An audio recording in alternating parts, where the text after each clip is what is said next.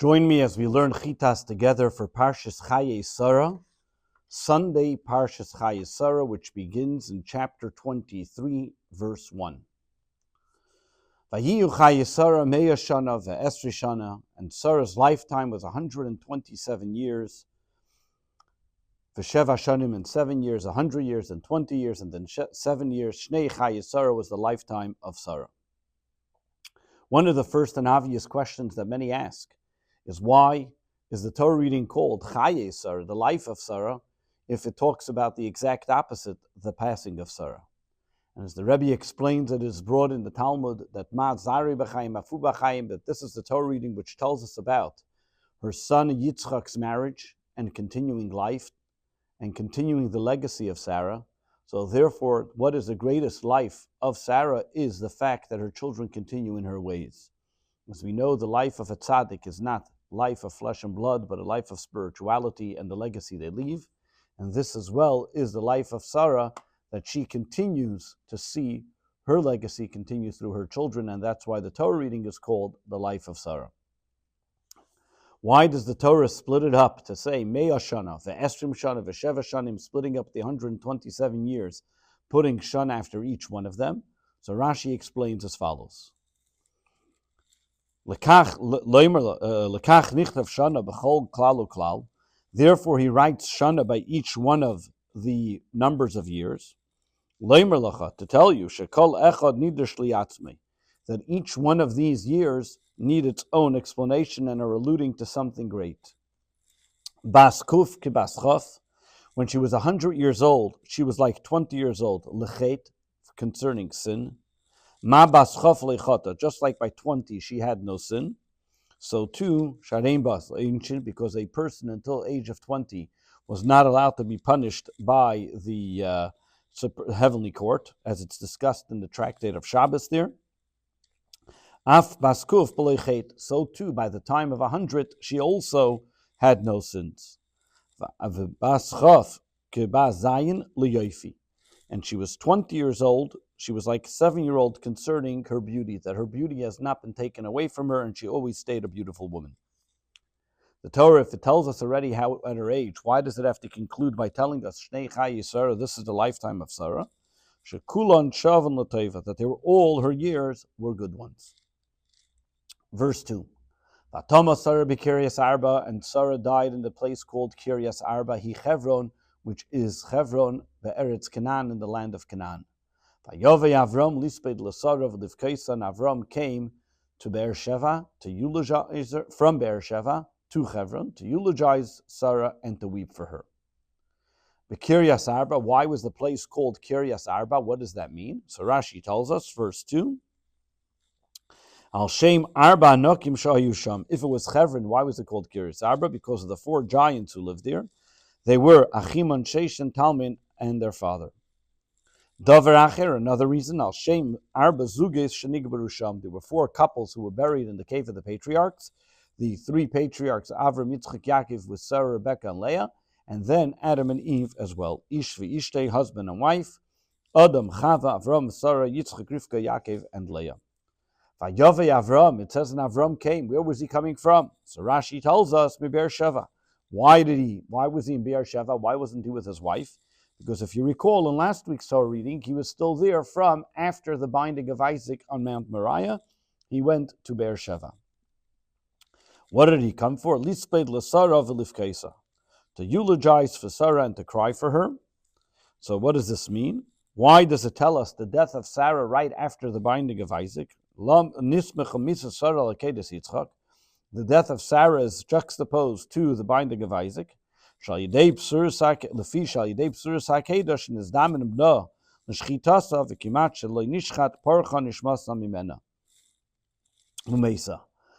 is telling us that one of the reasons why the 2 are together is because of the news that she got. That she heard that her son was almost brought as a sacrifice on Mount Moriah. Because of that, her soul left her because of the great shock that she had from it, and because of that, she died. According to some, and it's explained in the Medrash that I think it was Og that lifted her, that she should see it occurring, that while Isaac was bound up and Avram had a knife on top of him, even though she didn't see the actual occurrence, But she was the shock in itself that her son could be brought as a sacrifice. That in itself caused her to pass. Verse 3. Vayakam Avram al Mreise, and Avram rose from the presence of his dead wife. Vayidaber el bnei Ches, and he spoke to the Hittites as follows: Lamar, saying. Verse 4. Ger v'seishav anochi imachem. I am a foreigner and a sojourner amongst you. Tenuli, I'll give to me, allow me, achuzas kever, a burial ground within, imachem amongst you, the ekber amesi milfanai, so that I can bury my dead from my presence. He tells them, as we're soon going to see in Rashi, why does he use a double terminology? Is he a ger, is he a foreigner, or is he a sojourner? Which one is it? And therefore Rashi explains and says as follows, verse 4. Ger v'seishav anochi imachem. Was he living from another land or was he living here? Which one was it? Ger, he says, I'm considered a stranger because I came here from another land. However, now I'm settling amongst you. The Medrash explains as follows. And he tells them as follows. And he says, listen here. Im tirtzu, if you want, and you're going to give it to me like I ask, kareini ger, then I'll be acting like a foreigner, and I'll buy it from you. But if you're going to give me a hard time, eya teishav, I'm going to be like one who lives here, v'atlena min adin, and I'll take it by force. She'omar li HaKadosh Baruch Hu, because God told me already, l'zarecha etin etz haaretz hazeh, that to your children the land will be given. So therefore, technically, this land belongs to me. So either you can have it the nice way and sell it to me, or I'll take it by force. What does it mean, achuzas kever? A burial place. So the word achuzas kever, Rashi explains, achuzas karka, a parcel of land, lebeis hakvaris, to use for a burial for me and my family. Verse 5. Vayanu b'nei Ches Avram lemer loy, and the Hittites replied to Avram, saying to him. Verse 6. Shma'enu Adoni. Listen to us, my Lord, my Master. Nesi alikim ata b'tzechenu, you're a Prince of God in our midst. B'mivchar kevarenu kver meisecha. Bury your dead in the most choicest of our burial sites. Ish mimenu es kivrei. No one amongst us will deny you. Will deny you from his burial site to bury your dead. What is the word lo yichle? Rashi tells us in verse 6. Lo yimna, will not withhold from you. Kimoi, lo sichle rachamecha, like we have in Tehillim, that God does not withhold his mercy. Or kimoi vayikole ageshem, and he withheld the rain. Verse 7. Vayakam Avram vayishtachol amoretz b'nei Ches, and Avram got up and he bowed to the people of that region who were the Hittites. Verse 8, Vayidaber itam lemer, and he spoke with them, saying, Im yeshes nafshechem, if it is really your will, likberes mesi, that I should be able to bury my dead milfanai before you, shma'uni, then listen to me. Ufpiguli, and entreat Ephraim ben Tzochar, Ephraim the son of Tzochar, on my behalf. What does it mean, ufpiguli? Am nafshechem, Rashi? If you have a desire. Upiguli, what does it mean? Touched. Usually pigu means come to touch or plague. Therefore, he says, in this case, it means lashem bakasha, a request. Ask Ephron on my behalf. Kemoi al tifku bi, like Ruth says, don't ask of me that I will then leave you. Verse 9.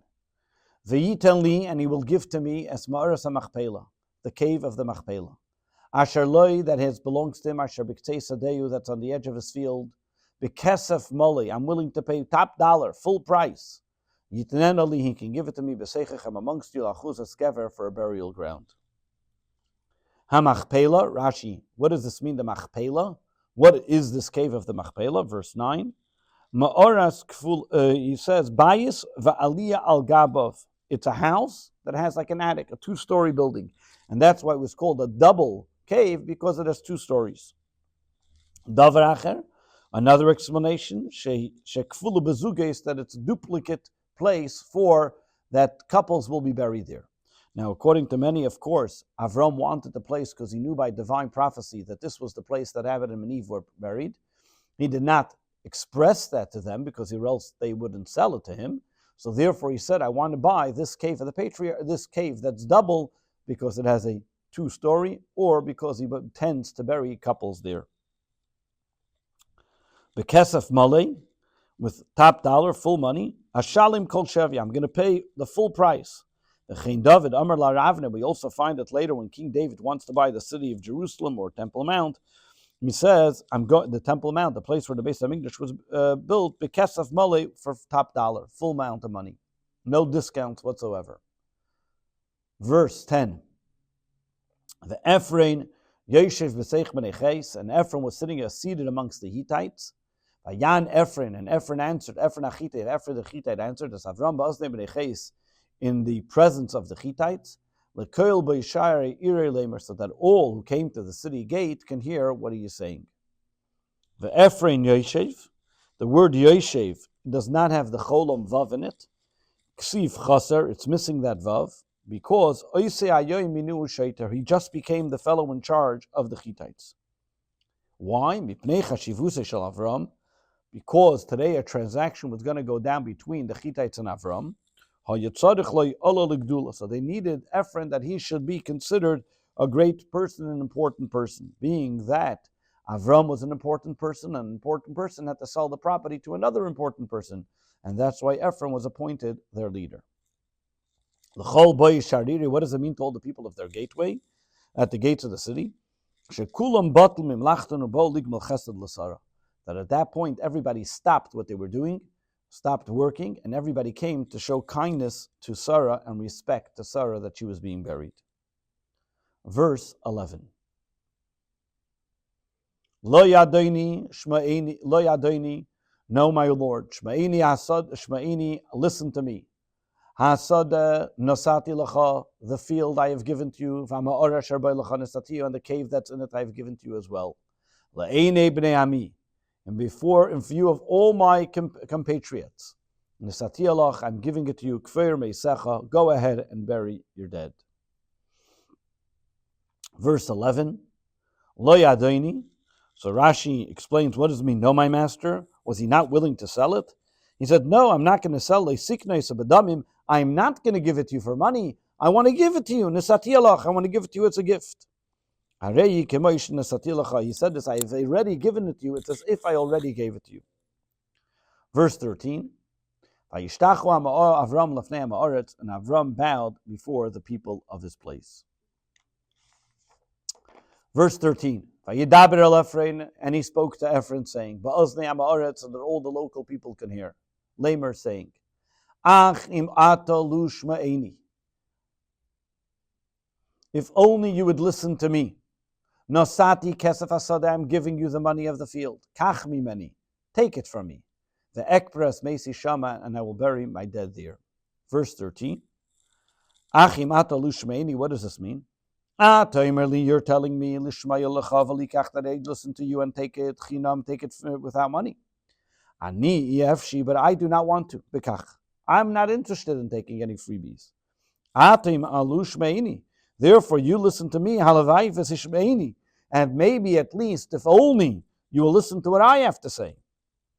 Nasati, I gave, I am giving. He uses a past terminology.